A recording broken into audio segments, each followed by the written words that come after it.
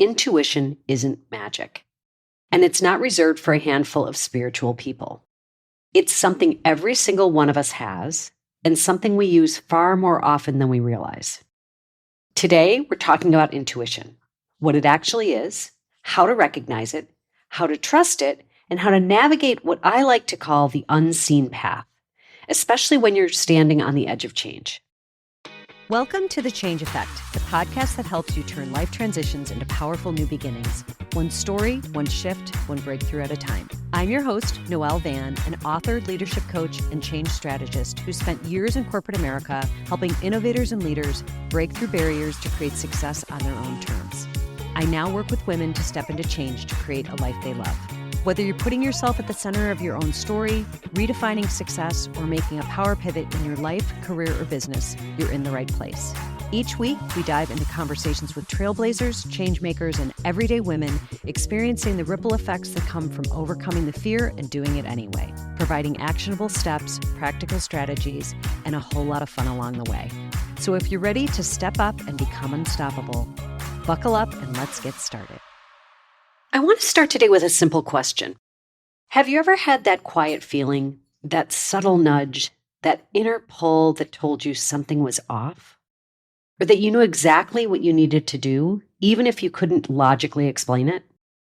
Most of us call it a gut feeling, a hunch, an instinct.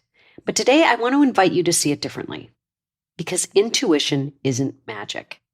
And it's not reserved for a handful of spiritual people. It's something every single one of us has, and something we use far more often than we realize. Today, we're talking about intuition, what it actually is, how to recognize it, how to trust it, and how to navigate what I like to call the unseen path, especially when you're standing on the edge of change. Now, let's start by demystifying intuition. Intuition isn't always right. It's not a crystal ball, and it's definitely not about abandoning logic. Think of intuition instead as your brain's unconscious intelligence. Neuroscience and psychology now show that our brains are constantly processing massive amounts of information. Past experiences, emotional data, patterns, microsignals, all beneath our conscious awareness. It's like having a supercomputer running quietly in the background. Your intuition is the output of that system. It's the summary report your brain hands you before your logical mind has finished its spreadsheet. And here's something important. Intuition doesn't shout. It whispers, which is why we often override it, or we explain it away, or we simply ignore it, especially in cultures that reward certainty, logic, and external validation. But intuition isn't here to replace our intellect. It's here to expand it. So how does intuition actually show up? Because it rarely sounds like a clear voice saying, here's the answer. More often, intuition actually arrives quietly and very subtly. It might feel like a tightness in your chest, a knot in your stomach, a wave of calm or certainty, a sudden insight or knowing, a recurring thought that keeps tapping you on the shoulder, or even a vivid dream that lingers long after you wake up. Now, the key is learning to distinguish intuition from anxiety, fear, or wishful thinking. Anxiety is loud, it spirals, it rushes. Intuition is calm, it's steady. It doesn't beg for attention, it simply is. One simple practice is observation without judgment. Notice what your body does when you're considering a decision. Notice which option brings expansion and which brings contraction. Notice what keeps resurfacing even after you've tried to logic your way out of it. Chances are you've already experienced intuition working for you. Taking a different route and missing traffic, or maybe meeting someone and sensing something immediately, or feeling pulled toward an opportunity that didn't make sense at the time but later did. These aren't coincidences, they're signals. Now let's talk about using intuition practically. This isn't about choosing intuition over logic. It's about integrating the two. So think of intuition as your internal compass. Logic is the map, and you need both. So logic helps you assess risks, resources, timelines, and intuition helps you sense alignment, timing, and truth. So when you're making decisions, especially big ones, try this. Do your logical analysis. List the pros and cons, and then pause and ask yourself, what feels aligned? What feels heavy? And what choice feels like expansion, even if it's uncomfortable?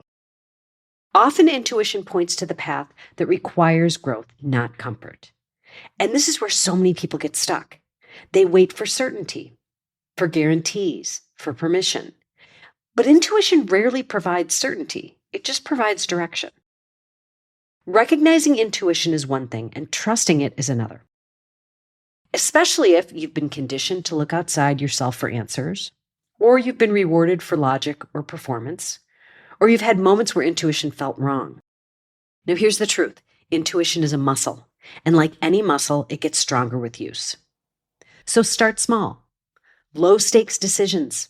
What to wear, which email to send, which invitation to accept or decline. And one of the most powerful tools I recommend is an intuition journal. And here's how it works. When you notice an intuitive nudge, write it down. Before you act, before you know the outcome, and then later reflect on it.